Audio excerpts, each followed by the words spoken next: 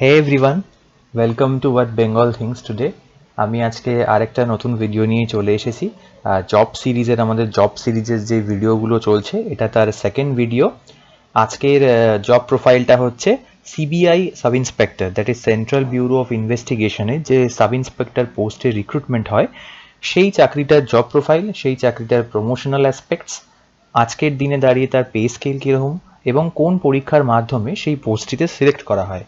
চলো দেখে নেওয়া যাক একটু ডিটেলে এই পোস্টটি সম্পর্কে।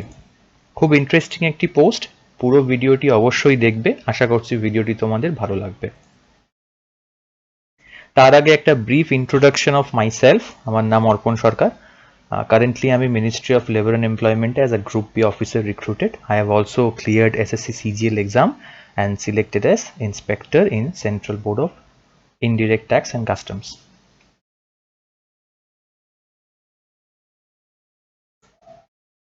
So SI in CBI, that is sub inspector in CBI, এটি একটি group B non gazetted post. That is এর গ্রেড পে হচ্ছে 4600 গ্রেড পে। এর আগে আমি যে ভিডিওটা ডিসকাস করেছি যেটা কিনা assistant enforcement officer in enforcement directorate, তার সিমিলার গ্রেড পের একটি জব। এটি সাব ইন্সপেক্টর হওয়া সত্ত্বেও এটি একটি গ্রুপ বি পোস্ট। এটি 2000 সম্ভবত 12 সালের আগে এটি 4200 গ্রেড পের অন্তর্ভুক্ত ছিল, কিন্তু তারপরে পে রিভিশন হওয়ার পরে যখন সিক্সথ পে কমিশন লাগু হলো তারপরে এটিকে 4600 গ্রেড পের আওতায় এটিকে আনা হয়েছে। তো তোমরা অনেকেই জানো যে প্রিভেন্টিভ অফিসার বলো বা এক্সামিনার বলো বা এক্সাইজ ইন্সপেক্টর বলো বা ইনকাম ট্যাক্স ইন্সপেক্টর বলো, এই ইন্সপেক্টর পোস্টগুলোর গ্রেড পে 4600 ইন জেনারেল হয়ে থাকে, কিন্তু এটি সাব ইন্সপেক্টর হওয়া সত্ত্বেও এটি 4600 গ্রেড পের একটি job. SI in CBI, sub inspector in CBI, inspector পদে কিন্তু ডিরেক্ট রিক্রুটমেন্ট হয় না, এটা তোমাদেরকে জানিয়ে রাখি। এই পোস্টের কিন্তু একদম মিনিমাম এন্ট্রি বলতে পারো সাব ইন্সপেক্টর হিসেবেই। এমনকি ইউপিএসসি থ্রু থেকে আগে ইন্সপেক্টর পোস্টে রিক্রুটমেন্ট করা হতো, কিন্তু বিগত বেশ কয়েক বছরে সেটিকে বন্ধ করা হয়েছে। তো তোমাদের কারুর যদি স্বপ্ন হয়ে থাকে তোমরা সেন্ট্রাল ব্যুরো অফ ইনভেস্টিগেশনে একটি মেম্বার হবে বা একটি অফিসার পদে কাজ করবে, তাহলে কিন্তু একমাত্র SSC CGL, that is combined graduate level এক্সামের মাধ্যমে তোমাদেরকে এই পোস্ট জয়েন করতে হবে। সো এটি একটি নন ইউনিফর্ম পোস্ট। জানো তোমরা সিবিআই এর কোনো ইউনিফর্ম নেই, অনেক সিক্রেট মিশন তারা অপারেট করে। সো এটা একটা কোনো মানে এই পোস্টে তোমরা কোনো ইউনিফর্ম পাবে না। এনফোর্সমেন্ট ডাইরেক্টরেটের যে অ্যাসিস্ট্যান্ট এনফোর্সমেন্ট অফিসার, সে তার মতনই এখানেও একটি special security allowance central government provide করে, যেটা কিনা নর্মাল আমাদের যে গ্রস স্যালারি থাকে সেই গ্রস স্যালারির সাথে এক্সট্রা একটা অ্যালাওয়েন্স বা এক্সট্রা একটা কম্পোনেন্ট তোমরা বলতে পারো। এটি কিন্তু ministry of personnel and public গ্রিভেন্সের আন্ডারে পড়ে।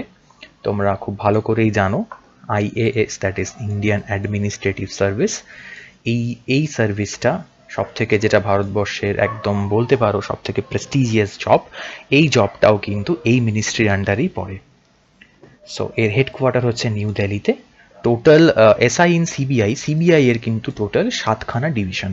সেই ডিভিশনের তোমরা যে কোনো একটাতে পোস্টেড হতে পারো। তোমাদের থেকে প্রেফারেন্স নেওয়া হয় যখন তোমাদের গাজিয়াবাদে তখন তোমাদের সিবিআই এর ট্রেনিং চলে 1 বছরে। সেই ট্রেনিংয়ে যখন তোমাদের প্রেফারেন্স লোকেশন অনেক সময় চায়, আমি পরবর্তী ট্রান্সফার সেকশনে ডিসকাস করব অবশ্যই, তখনই তোমাদের এই ডিভিশনগুলোর প্রেফারেন্সও সেখানে নেওয়া হয় এবং বেসড অন ইউর প্রেফারেন্স তোমাদের যে কোনো একটা ডিভিশনে কিন্তু তোমাদের অ্যালার্ট করা হবে। এবার দেখে নেওয়া যাক সেই ডিভিশনগুলো কী কী।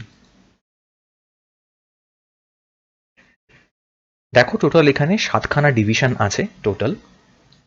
প্রথম ডিভিশনটা হচ্ছে অ্যান্টি কারাপশন ডিভিশন। সিবিআই এর 80% কেসেস এই ডিভিশনের আন্ডারেই থাকে। এছাড়াও economic offences division, special crimes division, directorate of prosecution, administration division, policy and coordination and central forensic science laboratory. তোমরা অনেকেই সিবিআইটা অনেক টেলিভিশনে অনেক রিয়ালিটি শোয়ের সাথে এই জিনিসটার অনেক কার্যকলাপ বা ওয়ার্ক প্রোফাইল তোমরা দেখতে পারো। সেই সমস্ত কেসগুলো কিন্তু এই স্পেশাল ক্রাইম ডিভিশনের আন্ডারে আসে। বা কিছু কিছু সময় তোমরা বিভিন্ন পপুলার যে সমস্ত সিআইডি বা এই ধরনের সিবিআই এই সমস্ত যে রিয়ালিটি শো আছে সেখানে অনেক সময় দেখবে ফরেন্সিক রিলেটেডও অনেক কিছু দেখায়, সেটা কিন্তু সেন্ট্রাল ফরেন্সিক সায়েন্স ল্যাবরেটরি যেটা দিল্লিতে অবস্থিত সেই রিলেটেড কিন্তু, ঠিক আছে? তো তোমরা এটা মনে করো না যে সবাই তোমরা স্পেশাল ক্রাইম ডিভিশনেরই পার্ট হবে, সেটা কিন্তু নয়।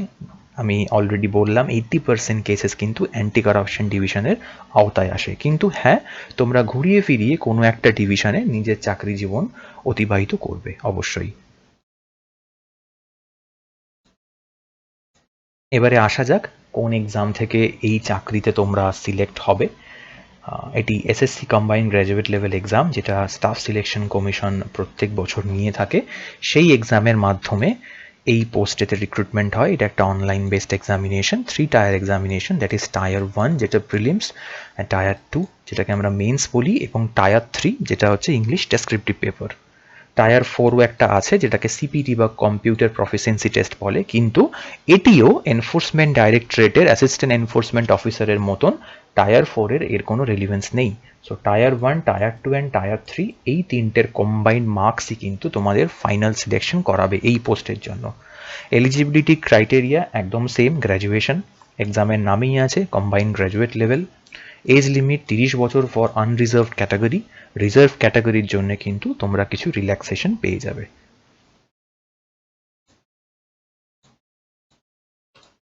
এবারে এক্সাম প্রসেস সম্পর্কে আসা যাক। এক্সামটা কটা স্টেপে হয় বা কটা টিয়ার থাকে এক্সামে, মূলত এইমাত্র ডিসকাস করলাম 3টে টিয়ার। প্রিলিমিনারি যেটা হয় 200 মার্কসের, সেখানে 25x4 দ্যাট ইজ 4টে টপিক থাকে। জেনারেল ইন্টেলিজেন্স বা রিজনিং যেটাকে তোমরা বলো, ম্যাথামেটিক্স থাকে, ইংলিশ থাকে, অ্যান্ড জেনারেল নলেজ বা জিকে থাকে। 25x4 মেন্স থাকে আমাদের 400 মার্কসের, যেখানে 200 নাম্বার হচ্ছে ম্যাথসে অ্যান্ড 200 নাম্বার হচ্ছে ইংলিশে। টোটাল 400 নাম্বারের মেন্স অ্যান্ড 100 নাম্বারের কিন্তু তোমাদের ইংলিশ ডেসক্রিপটিভ পেপার। এই তিনটের কম্বাইন মার্কস তোমাদের ফাইনাল সিলেকশন করাবে। টায়ার 4-এর রেলিভেন্স এই পোস্টের জন্য নেই, কিন্তু আনলাইক আমাদের অ্যাসিস্ট্যান্ট এনফোর্সমেন্ট অফিসার, এখানে কিন্তু কিছু স্পেসিফিক ফিজিক্যাল মেজারমেন্ট রিকোয়ারমেন্ট আছে as per notification. That is height 165 cm for male and 150 cm for female. Chest only for male, that is 76 cm with expansion. Vision, যাদের চশমা আছে বা যাদের হাইপারমেট্রোপিয়া বা মায়োপিয়া আছে, তোমরা মানে তোমাদের মন ভেঙে যাওয়ার কিছু নেই, তোমরা তাতেও এলিজিবল, কিন্তু তোমাদের ভিশনটা 6/6 in one eye and 6/9 in other eye, and near vision 0.6 in one eye and 0.8 in other eye. ওকে, মানে এটা কিন্তু কোথাও লেখা নেই যে তোমাদের চশমা ছাড়া এটা থাকতে হবে, সেটা একদমই নয়। চশমা পরে যদি তোমাদের এই ভিশনটা থাকে তাহলে কিন্তু তোমরা এই পোস্টের জন্য ফিজিক্যালি এলিজিবল। স্পেশালি বলে রাখা ভালো, অনেকের মনে প্রশ্ন থাকে, কালার ব্লাইন্ড ক্যান্ডিডেট কিন্তু সিবিআই এসআই এর জন্য সম্পূর্ণরূপে এলিজিবল। এই ইনফরমেশনটা অনেক সময় পাবলিক ডোমেনে থাকে না, তো আমি এটা জানিয়ে রাখি। আমি আরটিআই থ্রু থেকে জানতে পেরেছি এটা কালার ব্লাইন্ড ক্যান্ডিডেট কিন্তু সাব ইন্সপেক্টর ইন সিবিআই এর জন্য এলিজিবল। এবার আসা যাক আরো কিছু ডিটেলসে। ওয়ার্ক প্রোফাইল, তো সিবিআই সাব ইন্সপেক্টর পোস্টে যখন তোমরা সিলেকশন পাবে তখন তোমাদের ওয়ার্ক প্রোফাইল কিরকম হবে। অ্যাজ আমি এর আগে ডিসকাস করেছি, যে কোনো চাকরির দু ধরনের দিক থাকে, একটা ডেস্ক জব থাকে এবং একটি ফিল্ড জব থাকে। আমরা মূলত টেলিভিশনে যেটা দেখে থাকি সেগুলো ফিল্ড জবের অন্তর্গত, কিন্তু তোমাদের চাকরি জীবনের মোটামুটি 50 to 60% কিন্তু তোমাদের ডেস্ক জবও করতে হয়। তো চলো দেখে নেওয়া যাক। ডেস্ক জবে কিন্তু file handling, report making, RTI এর রিপ্লাই করা, অফিসিয়াল লেটারের রেসপন্স করা, মূলত সমস্ত চাকরিরই ডেস্ক জবের পোর্শনটা মোটামুটি সিমিলার হয়ে থাকে। অ্যান্ড টাইমিংস 9 to 5:30 যেরকম রেগুলার অফিস আওয়ার হয়ে থাকে। এবারে আসা যাক ফিল্ড জবে। ফিল্ড জব তোমরা জানোই এটি খুব চ্যালেঞ্জিং একটা চাকরি। সেখানে ইন্টেলিজেন্স গ্যাদার করা, সিনিয়রদের যারা ইন্সপেক্টর বা এর পরের হায়ারার্কিগুলো তোমরা প্রমোশনালের অ্যাসপেক্ট দেখতে পাবে একটু পরেই, তো তাদেরকে অ্যাসিস্ট করা, ইন্টারোগেশন করা, বিভিন্ন কোর্টের হিয়ারিং অ্যাটেন্ড করা, ঠিক আছে, এছাড়াও ক্রিমিনালদের ধরা, এই সমস্ত কাজ মূলত সিবিআই সাব ইন্সপেক্টর হিসেবে তোমাদের করতে হবে। একটু হেকটিক ফিল্ড জবটা, কিন্তু যারা সিবিআই অফিসার হতে চাও তাদের জন্য কিন্তু ব্যাপারটা খুবই ডাইনামিক।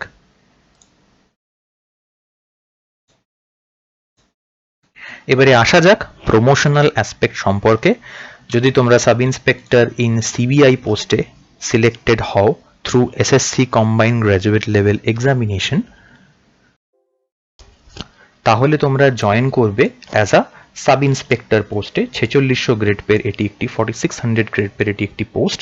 তারপরে তোমরা প্রমোশন পেয়ে ইন্সপেক্টর হবে, তারপরে ডেপুটি সুপারিনটেন্ডেন্ট হবে, যেখান থেকে তোমাদের গ্রুপ এ শুরু।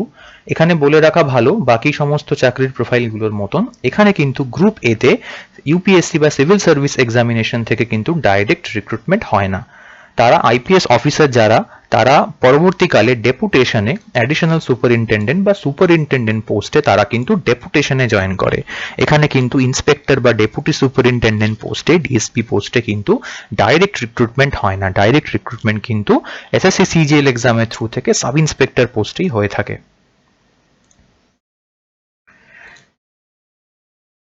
সো দেখে নেওয়া যাক, first promotion usually takes 5 to 7 years, that is sub inspector থেকে যখন তোমরা 4800 গ্রেড পের ইন্সপেক্টর হয়ে থাকবে।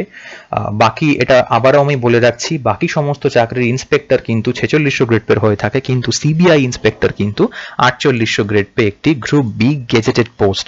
সো তোমরা ইন্সপেক্টর পোস্ট 5 থেকে 7 বছর পরে তোমরা গেজেটেড অফিসার হয়ে যাবে। তারপরে যখন তোমরা ডেপুটি সুপারিনটেন্ডেন্ট পোস্টে প্রমোটেড হবে, সেখান থেকে কিন্তু তোমাদের গ্রুপ এ শুরু। সো তোমরা সেখান থেকে আইপিএস ক্যাডার পাবে। এটি একটি এনফোর্সমেন্ট অ্যাসিস্ট্যান্ট এনফোর্সমেন্ট অফিসারের থেকে কিন্তু একটু বেশি টাইম কনজিউমিং, কারণ ওপরের সমস্ত অ্যাডিশনাল সুপারিনটেন্ডেন্ট থেকে উপরের যে সমস্ত পোস্টগুলো সবই কিন্তু ডেপুটেশনে মোটামুটি আইপিএস এবং অন্যান্য অ্যালাইড সার্ভিস থেকে মোটামুটি কিন্তু অকুপাই হয়ে থাকে। সো ন্যাচারালি নিচের দিকে প্রমোশন ফ্লোটা কিন্তু একটু স্লো। সো তোমাদের সাব ইন্সপেক্টর থেকে ডেপুটি সুপারিনটেন্ডেন্ট কিন্তু মোটামুটি 13 থেকে 15 বছর সময় লাগতে পারে বেসড অন কারেন্ট সিনারিও।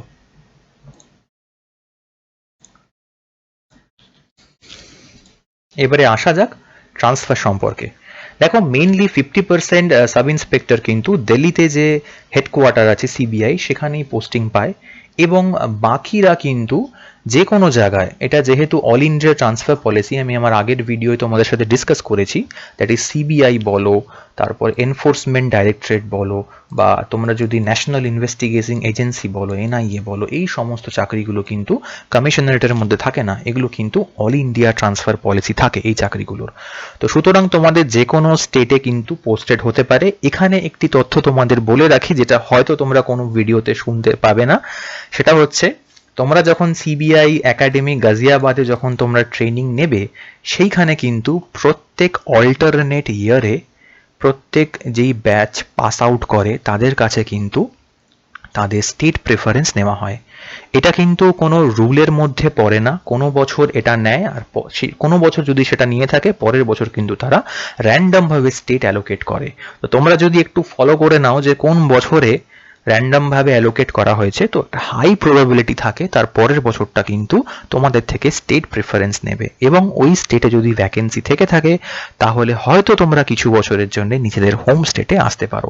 কিন্তু এখানে বলে রাখা ভালো, হোম স্টেট মানে এটা নয় তুমি সারা জীবন থাকবে। তুমি 3 to 5 ইয়ার্স ম্যাক্সিমাম এই স্প্যানটা কিন্তু নিজের হোম স্টেটে কাটাতে পারো। তুমি ডেপুটেশনে অন্য মিনিস্ট্রিতে আসতে পারো, কিন্তু 3 থেকে 5 ইয়ার্স কিন্তু তুমি সিবিআইতে তুমি তোমার নিজের হোম স্টেটে কাটাতে পারো, এর থেকে বেশি কিন্তু নয়, কারণ এটি একটি all India transferable job. So তোমাকে পুরো অ্যাক্রস ইন্ডিয়া কিন্তু তোমাকে সার্ভ করতে হবে। ট্রান্সফার আর ফ্রিকুয়েন্ট ইন দিস জব, আমি যেটা অলরেডি তোমাকে বললাম। এবার আসা যাক সব থেকে মোস্ট ইন্টারেস্টিং ব্যাপারে, যে অ্যাজ আ সাব ইন্সপেক্টর কি একটা ইন্সপেক্টরের মতন স্যালারি ড্র করতে পারে, নাকি তার সেম গ্রেড পে হওয়ার পরেও তার কিছু অ্যালাওয়েন্সেস কম। সো এখানে তোমরা দেখলে একটু অবাক হয়ে যাবে, মোটামুটি গ্রস স্যালারি কিন্তু same as enforcement officer, assistant enforcement officer, or IB যেটা সিএসএস আছে, মানে আইবি যেটাকে আমরা এএসও বলি, বা আমরা এনআই এর যে পোস্টটাকে বলি সাব ইন্সপেক্টর, এই সমস্ত পোস্টের এই SIA, that is special incentive allowance, যেটা 20%, এটার জন্য কিন্তু এদের গ্রস স্যালারিটা মোটামুটি 83 to 84,000 কিন্তু টাচ করে যায়, এবং নেট স্যালারি তোমরা 74 থেকে 75 হাজার টাকা কিন্তু জয়নিংয়ের প্রথম মাসেই ড্র করতে পারবে। এবারে সব থেকে ইন্টারেস্টিং ফ্যাক্ট যেটা হলো, যেটা কম্বাইন্ড গ্র্যাজুয়েট লেভেল এক্সামে এই চাকরিটিকে সব থেকে বেশি বা হাইয়েস্ট স্যালারিড জব যার জন্যে কনসিডার করা হয় সেটি হচ্ছে একমাত্র এই চাকরিটিতে কিন্তু তোমরা 13 মান্থ স্যালারি পাবে। পুলিশের মতন এখানেও কিন্তু 1 মাসের স্যালারি তোমরা এক্সট্রা পাবে। এটির কারণ হচ্ছে সিবিআই একটি ডায়নামিক চ্যালেঞ্জিং জব। এখানে অনেক সময় দেখা যায় শনি রোববার কিন্তু তোমাদের অফ থাকে না, শনি রোববার তোমাদের কাজ করতে হয়, অনেক সময় ওভার টাইম করতে হয়। তো সেটা কম্পেনসেট করার জন্য সেন্ট্রাল গভর্নমেন্ট কিন্তু তোমাদের 1 মাসের এক্সট্রা স্যালারি দেওয়া হয়, মানে তোমরা 13 মান্থ স্যালারি পাবে। সেটাকে যদি তোমরা ডিভাইড করো 12 দিয়ে, তাহলে তোমাদের কিন্তু নেট স্যালারি অলমোস্ট 5 to 6,000 কিন্তু বেড়ে যাচ্ছে। মানে তোমরা ধরতে পারো তোমরা 80,000 টাকা চাকরিতে জয়েন করার প্রথমে পাবে। সো আশা করছি ব্যাপারটা ইন্টারেস্টিং লাগলো। Highest salaried job in SSC CGL exam, though it is a sub inspector post, but এটা কিন্তু ইন্সপেক্টরের থেকে বেশি স্যালারি কিন্তু ড্র করে।